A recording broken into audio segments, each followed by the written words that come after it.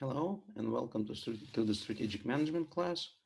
We start our conversation with the basic definition of what strategy is and why companies need it, where you can find strategy, what kind of strategies are there. And to help us with this conversation, I would like to share my slides with you. You can find those same slides on D2L, and hopefully that will make the entire process easier. But the plan for today is not terribly ambitious. So we're going to talk about what strategy is, a little bit about the history of strategy and strategic management, uh, strategy types, where strategy resides and who makes strategy, and what happens if the firm does not consciously makes a strategy, the importance of pivoting. We might touch on that, especially in the light of crisis as is happening right now. We'll talk a little bit about strategy analysis and how you apply it, so how all the pieces fit together.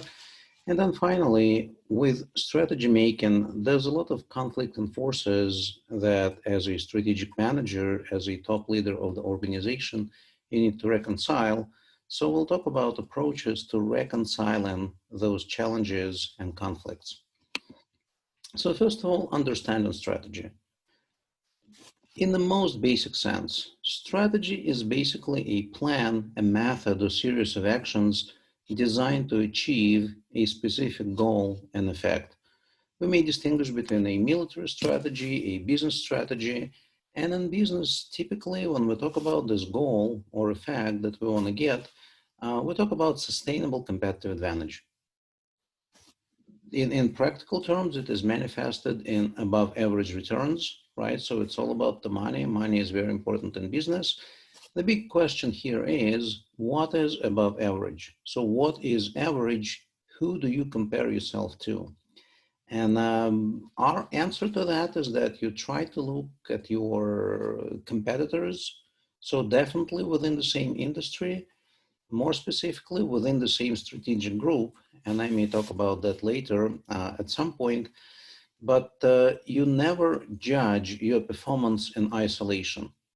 Obviously, you can compare yourself in the past to where you are right now, but to really make sense of whether or not you perform as you should, you have to compare yourself to your rivals who operate within the same industry, who roughly serve those same customers, and who are subjects to the same environmental constraints, right? So this is why the notion of environment is very important, because it imposes constraints on your business and on your rivals, and you want to do as best you can given those constraints.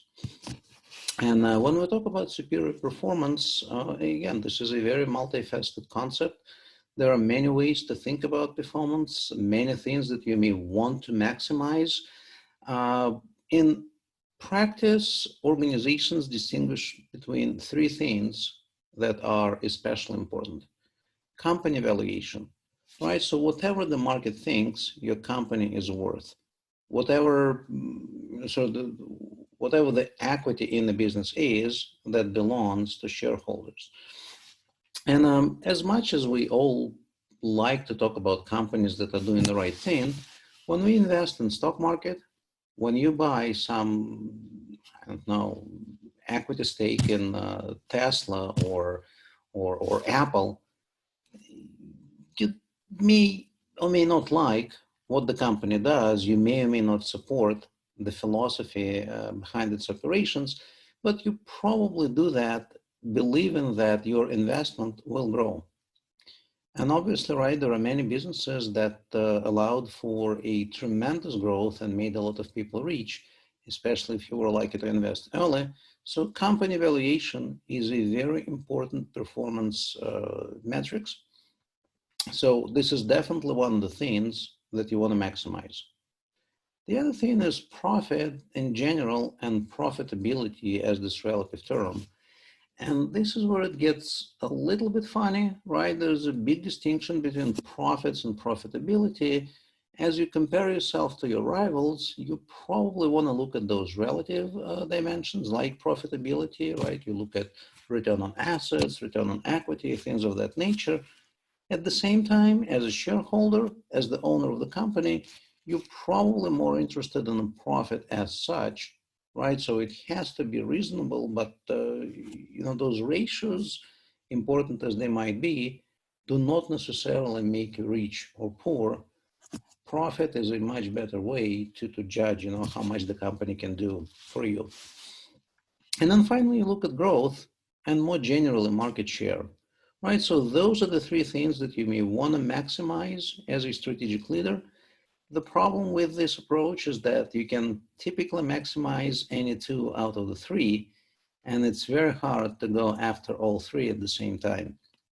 For instance, if you try to maximize growth, you probably will be reinvesting a lot of profits into new initiatives, into maybe advertising campaigns, so your profitability will suffer. If you try to emphasize profits and profitability, well, then maybe you do not make investments.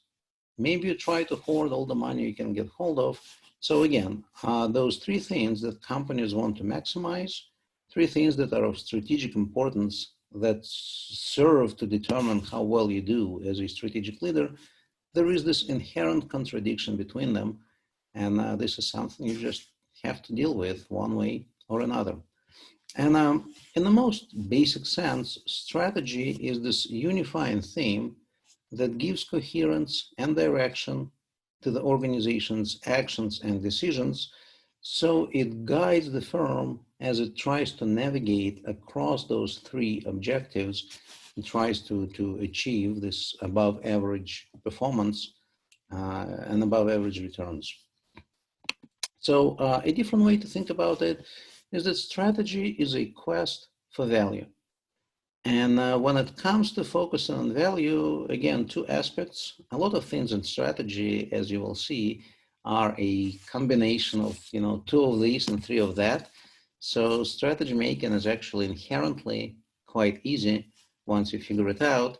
So when we talk about value, we'll look at value creation and value appropriation. And there are two approaches to strategy making that I'm sure you have heard from your prior classes or maybe from the people that you interact with in your day-to-day lives: the shareholder perspective on the company on strategy making and the stakeholder perspective.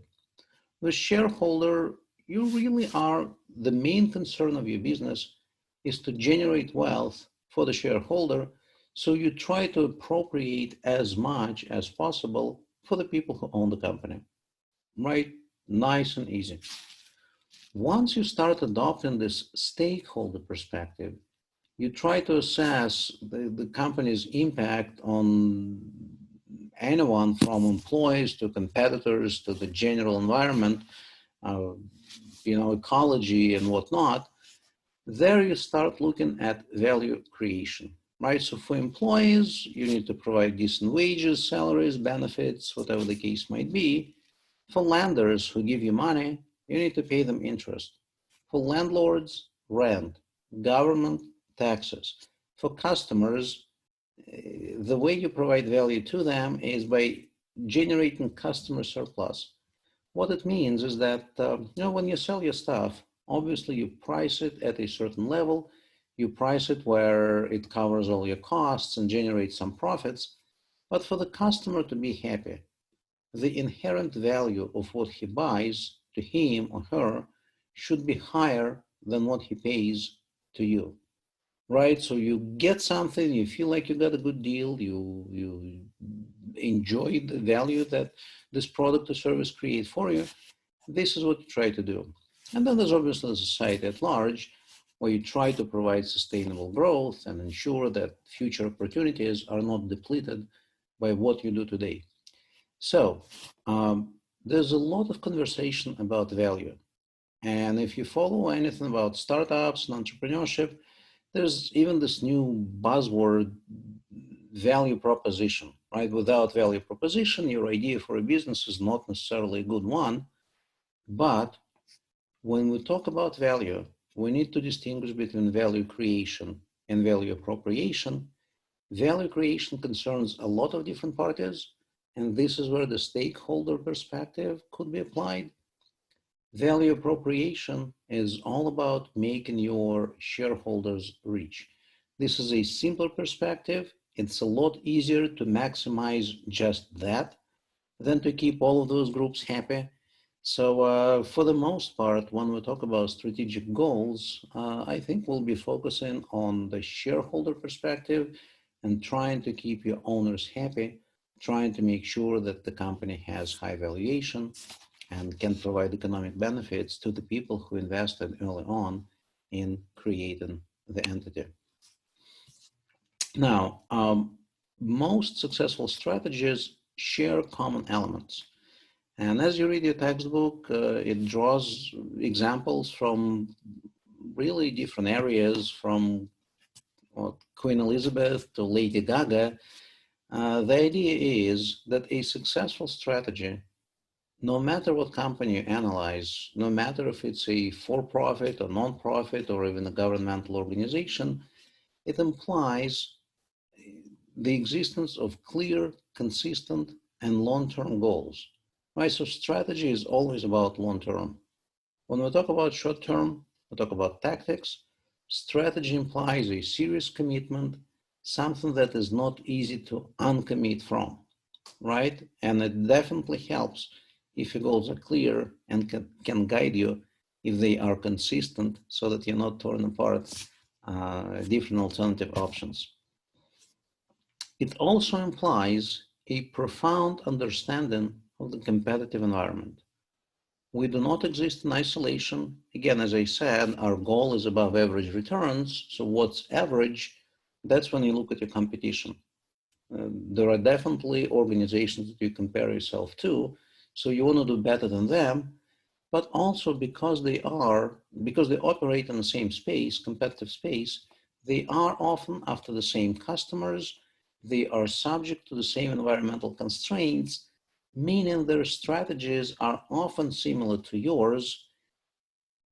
So you're after the same slice of the pie. You want to make sure you understand them. You want to make sure you understand what makes them tick, how they're likely to respond to different competitive actions that you may launch, and what you can do in response to their competitive action. So clearly, understanding your competition is absolutely essential.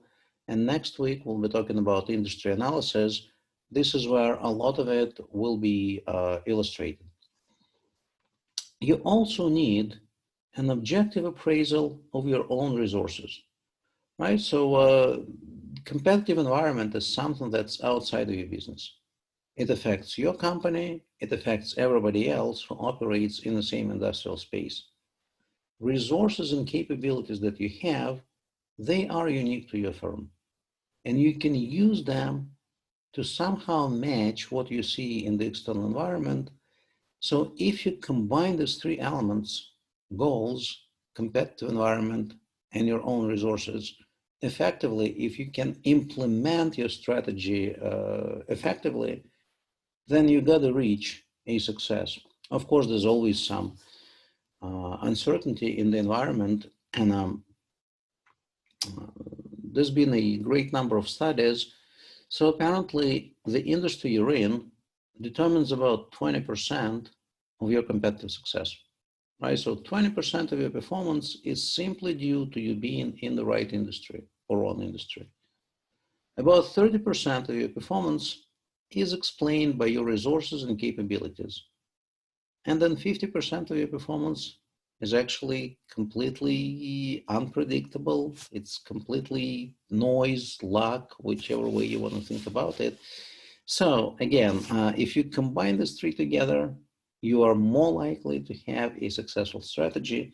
You're more likely to have this sustainable competitive advantage that will result in a superior performance. So in this way, strategy is a link between the firm and its environment. So the firm is the internal environment. So here we look at goals and values, resources and capabilities, structure and systems. And this has to do with strategy implementation. We're going to have a separate session on that. And then the industry environment. So competitors, customers, suppliers. The way you combine those through strategy is what determines whether or not you will succeed as a company. This whole area of strategic management is actually fairly recent, right? Up until 1970s, no one talked about strategic management much. So there were some, like early in the 50s, attempts to, you know, develop different budgets and make sure that just financially the business operates as well as it could. But there was not much thinking about competition and resources and capabilities and none of that. Back in the 60s, and a lot of it has to do with the development of computers, companies started developing those long-term, medium and long-term strategic plans. So, 5 years into the future, you try to develop economic forecasts and, predict where the demand is going to be and the best ways to capitalize on that. We don't really talk much about it now, but Toyota company, the Japanese car manufacturer, when they were created, they came up with a 250-year strategic plan, broken into 10 chunks of 25 years each. And from what I know, so far they've actually been surprisingly close to what they planned for the first 2 or 3 steps of that long-term plan. And it was really into the 70s that scholars started making sense of what's going on in terms of company performance and profitability. This is when people started analyzing statistically performance of companies across industries and whatnot. And they made a very simple but profound discovery that your industry determines to a significant extent the profitability that you can enjoy, right? So if you happen to be in the right place in the right time, your future is assured, right? So at least 20% of your performance is explained by where you operate. And if you think about some industries where profit margins are like 5%, then the difference of 20% is actually very powerful. And for the longest while, maybe almost 20 years, a lot of strategic management thinking revolved around this idea of understanding your industry and making sure that you select the proper industry, until people made another startling discovery, right? It's not just all industry, but actually companies within that same industry have different levels of performance. So it's got to be something about your resources, capabilities, and competencies that explains how well you do. And as I said earlier, the way you combine your resources and capabilities explains about 30% more of your performance. So it's a more powerful predictor than the external environment. And people started paying a lot of attention to that. And from that, there's this whole resource-based view of the firm. There is a sort of way of thinking about strategy that helps explain and predict why some companies and not others will do better. With that, there's talk of core competencies and sometimes core rigidities. We will be talking about that later on again. So, but based on that, there is now this understanding of a competitive advantage as being rooted in resources and capabilities, acknowledging the impact of the external environment, that if you combine resources and capabilities correctly, if the strategy that you develop fits your internal environment and fits your external environment, you're going to be able to maximize value for the shareholders. So there's the shareholder perspective on business management, and obviously we'll be able to survive and prosper. So this is about where we are now. As a science, as a branch of social science, just trying to ensure that we can align the firm, right, the internal environment and external environment, with the challenges out there that would allow us to create value for all those parties that they identify and appropriate some of its value for the shareholder, thus making everybody happy. Why do firms need a strategy? Right, so strategy, in a sense, this is coherent set of directions that tell you what you do and what you don't do. So strategy acts as decision support. It is a heuristic. Once you've decided that this is what you do, by the same token, you eliminate all of those other alternative projects that you might have pursued. So it makes it a lot easier for you to make decisions that are consistent, that are based on your resources and capabilities, and basically to not be distracted. So this is helpful. Strategy also serves as a coordinating device. So if you've communicated the strategy throughout the organization, it simply makes sure that everybody acts cohesively. Right? Oftentimes, you may find a situation where the left hand doesn't know what the right hand is doing. If you've communicated the strategy, that should not happen. Right? If everybody within the organization understands what the company is about, a lot of projects would not get started.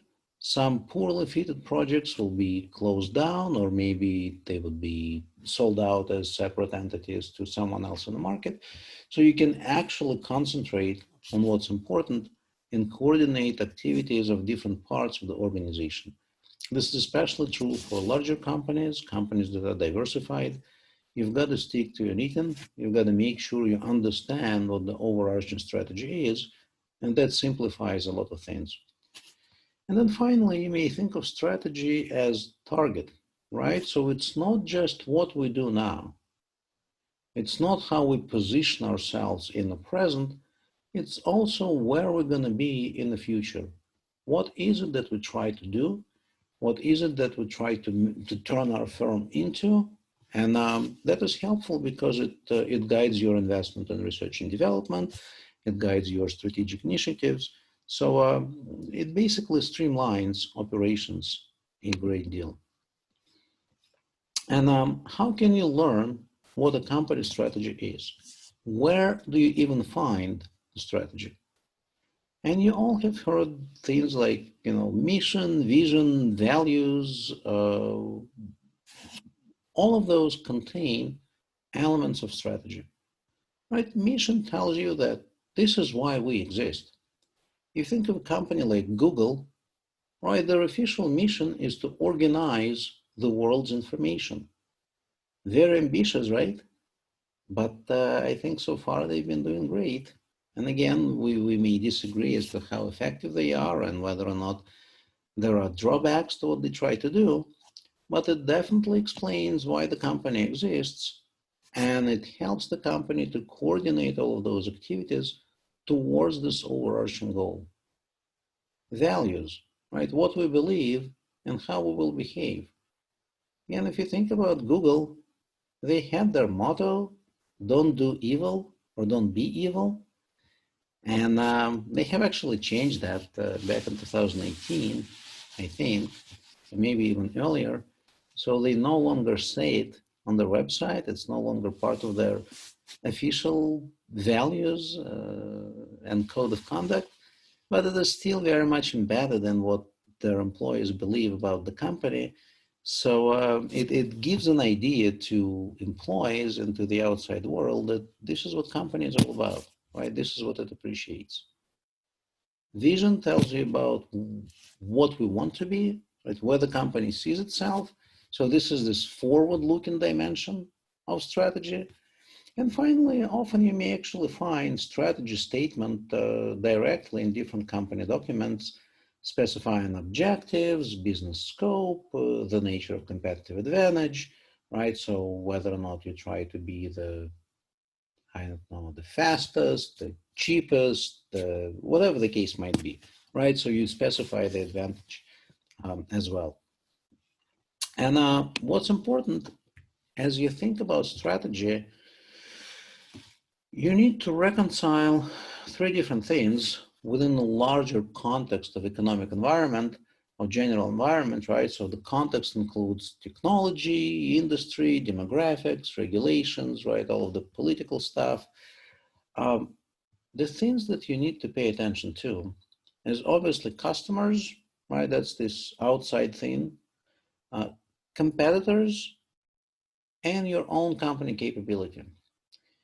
You want to be in a spot where you can provide to the customers something that they want, something that your capabilities allow you to do, yet something that competitors do not offer.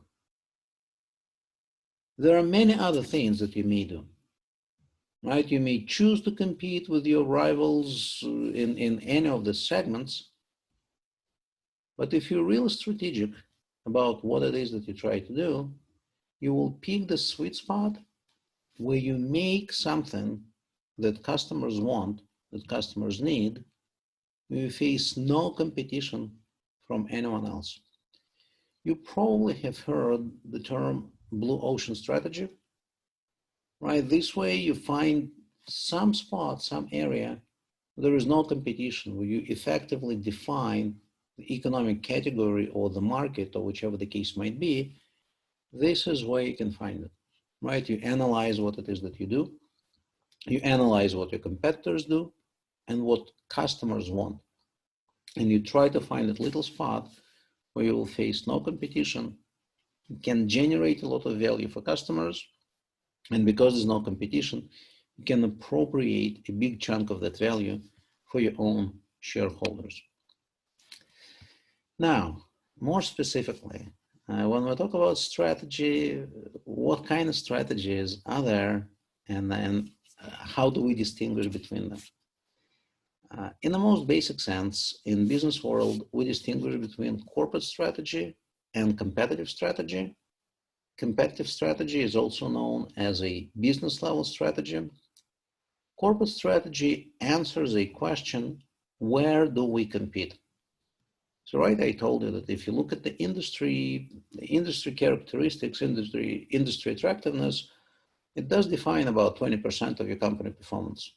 So you want to make sure you pick industries that are attractive, that allow for decent enough profit margins. So you want to select those industries and markets where you want to go correctly.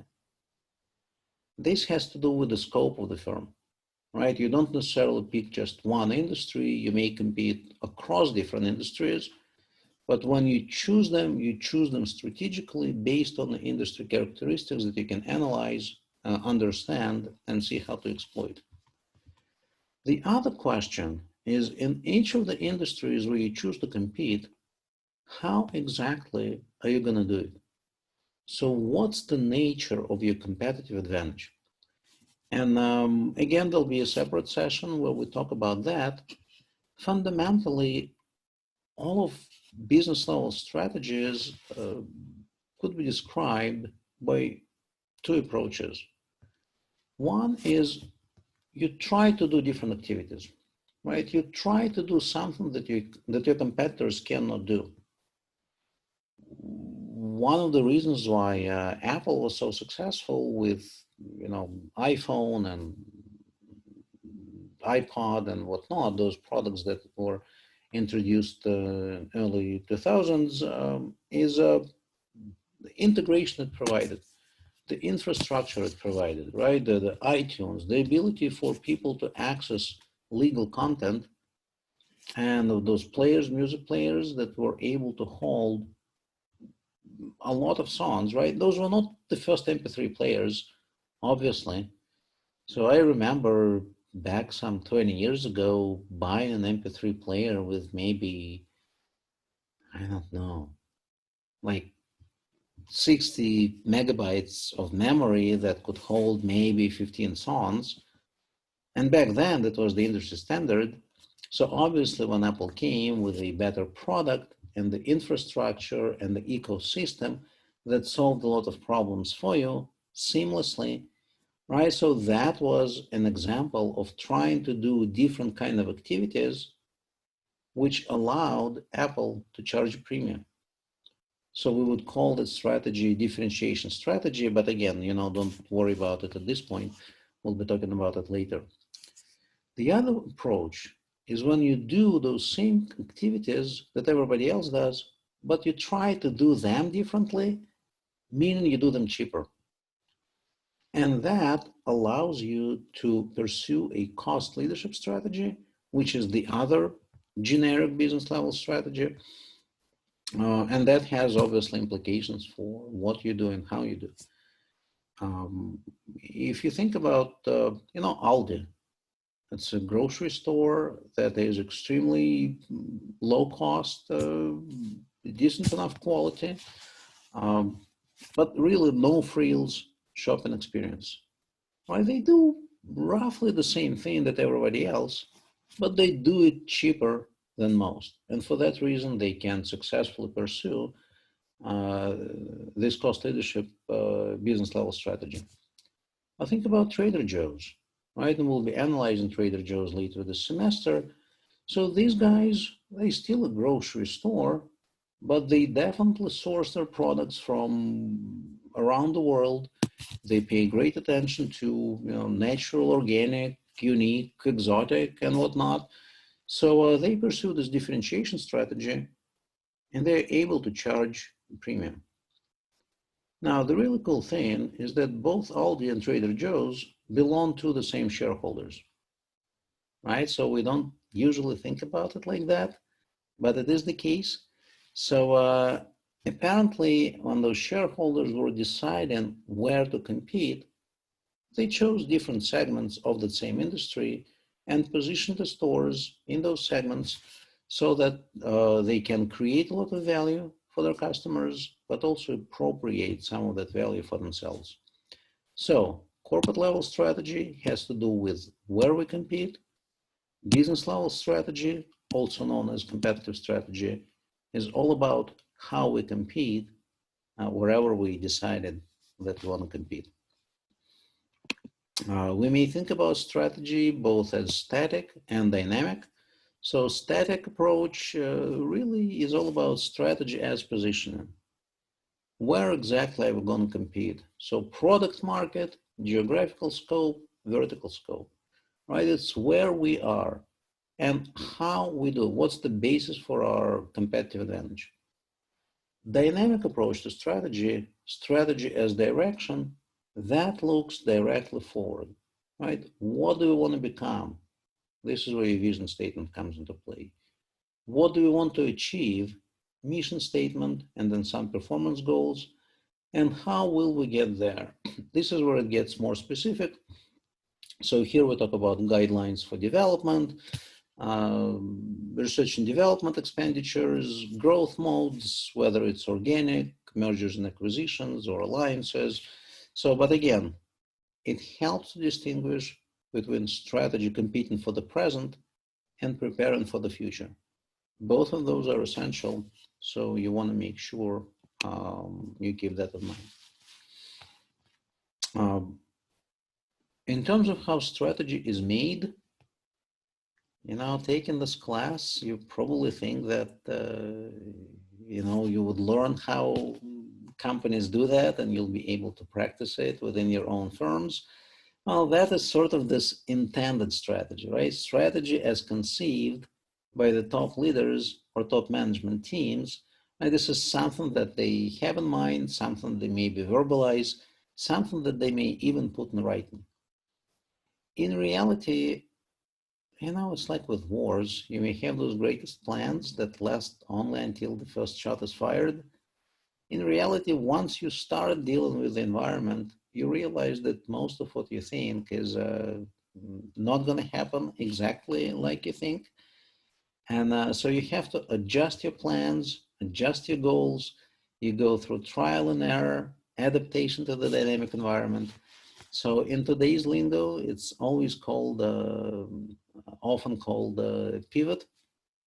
And it especially applies to younger companies and startups that are encouraged to pivot every now and then. So it is informed by the intended strategy, but it necessarily diverts away from the intended strategy and is being informed as well by the external environment. And then finally, realized strategy. This is the actual strategy that is implemented. So, you had your intentions, and then they clashed with the objective reality. And then at the end of the day, you get your realized strategy. So you can see I put two logos here on this website, on this page, Twitter and Nokia, primarily as an example for how intended strategy, once it clashes with reality, changes. Right? Twitter, I don't know if you guys know much about its history. The initial idea for Twitter came to this guy, Evan Williams, who was this very, well, he was very active. He wanted to start his own businesses, but he wasn't really following through on a lot of his ideas. So that same year that that guy started Twitter, he started like 20 other companies, and once they showed any signs of troubles, he would just abandon them. So Twitter itself, as an idea, right, the idea of sending those shorter tweets, shorter messages to large groups of subscribers, was actually an internal idea they had. They were working on, I don't even remember what the business was called, but they wanted to communicate among the coders. So they came up with this way to send the same short 140 character message to a group of people, reaching out anyone at the same time. And somewhere along the lines, they decided that the business they were actually working on was not really interesting, but this idea, the strange tool that they developed, this is what held the most potential. So I don't know how their mind worked, that they saw this as a great opportunity, but apparently a lot of investors, potential investors, agreed. And for the longest while, they were growing their business. They were trying to make people subscribe. It was free, obviously, for users to subscribe and start using Twitter. They were making no money whatsoever. Right? They were losing money, and despite of that, they had the highest valuation, well, not the highest, but one of the highest ever, because people believed that all those things, all those different strategies for Twitter were possible that would allow it to monetize the power to reach millions of users simultaneously, right? So the power of Twitter is the ability to send out information immediately and also collect information immediately. So it's the now factor, right? It gives you an opportunity to sort of get a snapshot of what's going on. And there were multiple ways to monetize it. And for the longest while, Twitter would not commit itself to one of those strategic actions, because the minute you commit yourself, you effectively declare that you're not going to pursue those other opportunities, right? So by keeping all of those options open, it was maximizing on its valuation. So that's sort of the trial and error adaptation. Then eventually it selected what it felt was best. Nokia, you probably know this company as a manufacturer of cell phones, and now they work with 5G infrastructure and whatnot. But when the company started, it couldn't have been further away from high tech. Back in the 60s, 1960s, they were actually making toilet paper, among other things, right? So whatever intended strategy was there, once they started working, once they started developing a relationship, forming partnerships and whatnot, the emergent strategy kicked in. So trial and error, adaptation, and then the realized strategy is what you see at the end, which is definitely as far away from toilet paper as it could be. And strategy analysis, when you apply that, when you think about where we compete, how we compete, it's actually a fairly involved process, right? When you look at the firms, you try to identify its current strategy, and we talked about where strategy can be found, right? Anywhere from vision, mission, values, and whatnot, but also competitive actions, right? Because there's a big difference between intended strategy and realized strategy. So you have to identify what the strategy actually is. The next thing you try to do is you appraise performance, right? So you try to see how well the company does using the strategy that it's developed. And this is where you look at all those things that as a company you may want to maximize, right? Evaluation, growth, profitability, and whatnot. You compare yourself to companies that operate in that same industry, and that gives you an idea for how exactly you perform. And chances are you'll be better than competition on some metrics, but worse on something else. So you have to figure out what it is that's important to you and your shareholders so that you can diagnose your performance adequately. So you diagnose it by saying that, okay, those are the things where we don't do particularly well.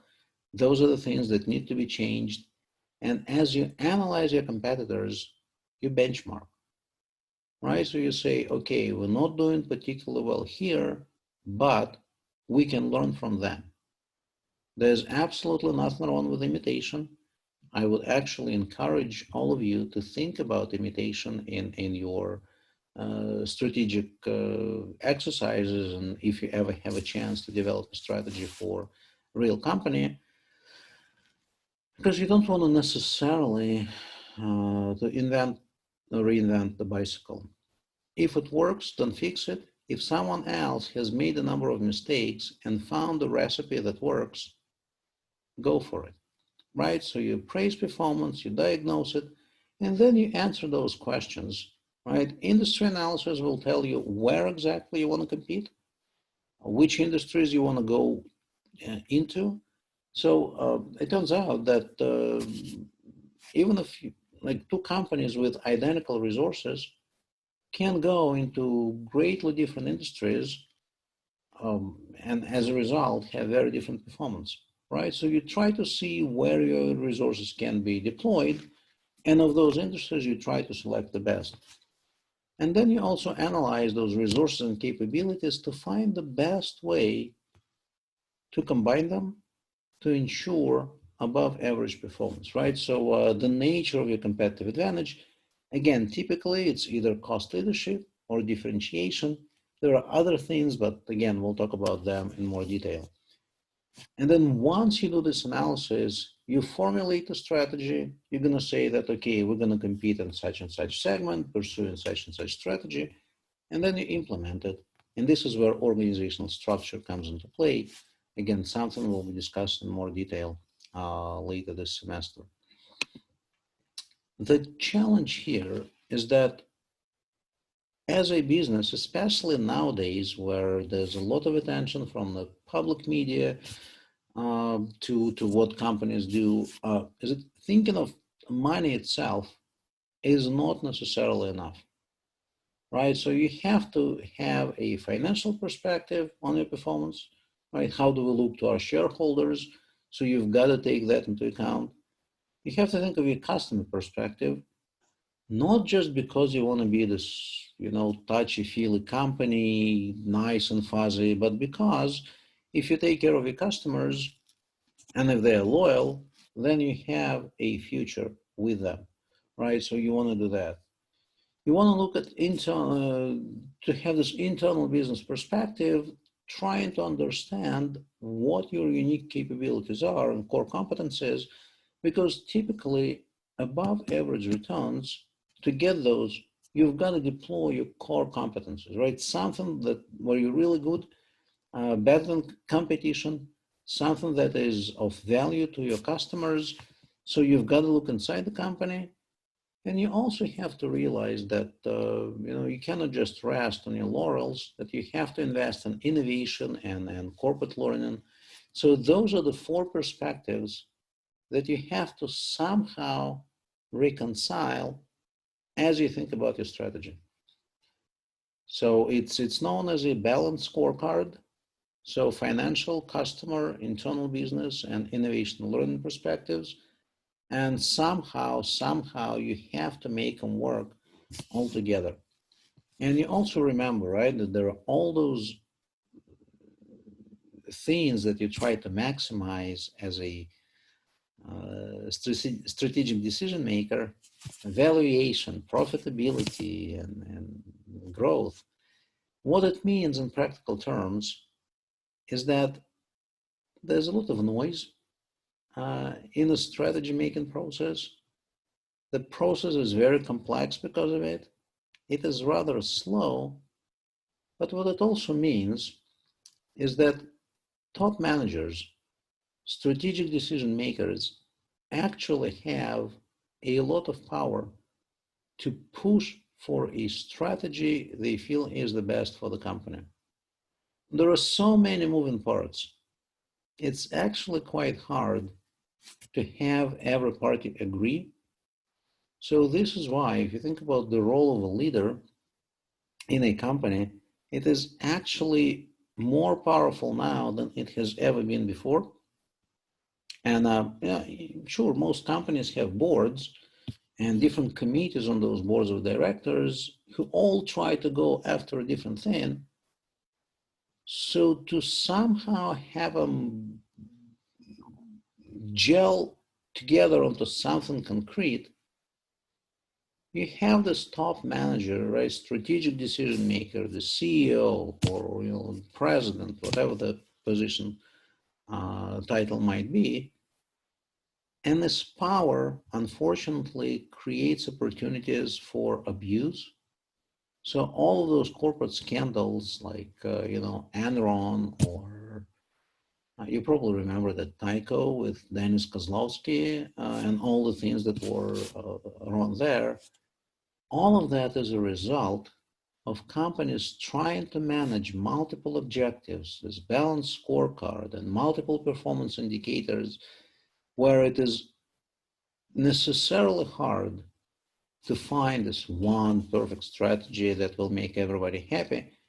This is where the key decision maker in the company can push for a specific strategy, and sometimes it turns out relatively ugly. And so there's all this talk of corporate social responsibility. I would encourage you to read the textbook about it. So, personally, I'm not a big fan of companies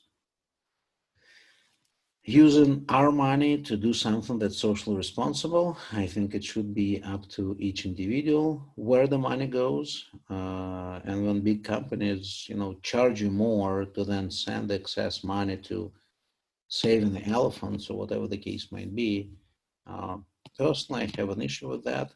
But, at the same time, if this is something that markets appreciate and reward the companies for, who am I to complain? And then finally, the final slide. So strategy historically used to be seen as a serious commitment of resources. It's almost this irreversible course of action, and this is why making right strategic decisions was so critical. So long-term perspective, hard to uncommit,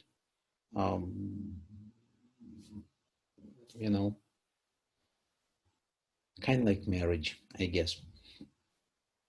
But now, with competitive intensity and rate of change on the rise, such strategic decisions are problematic, right? Such commitments are problematic. And there's this new way of thinking about strategic options called real options.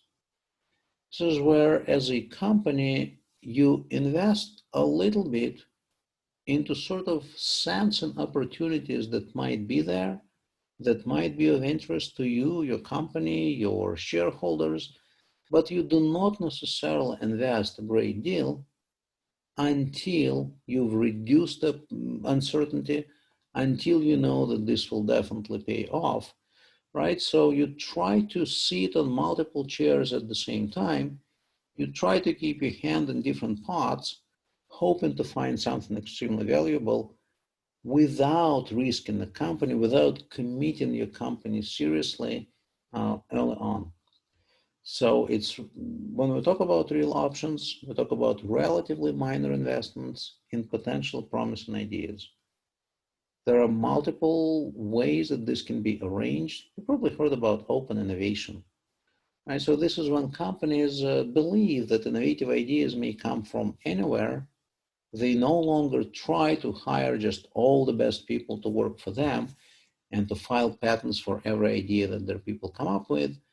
They believe that they should actually shop around for ideas. They also believe that not every idea they have should be commercialized internally. And IBM, at some point in the 90s, has realized that it had all those thousands of patents that just sit on shelves collecting dust and really creating nothing of value for the company. They created a separate unit within the organization, a very small unit, and started licensing out those patents strategically, generating over $1 billion a year just from that.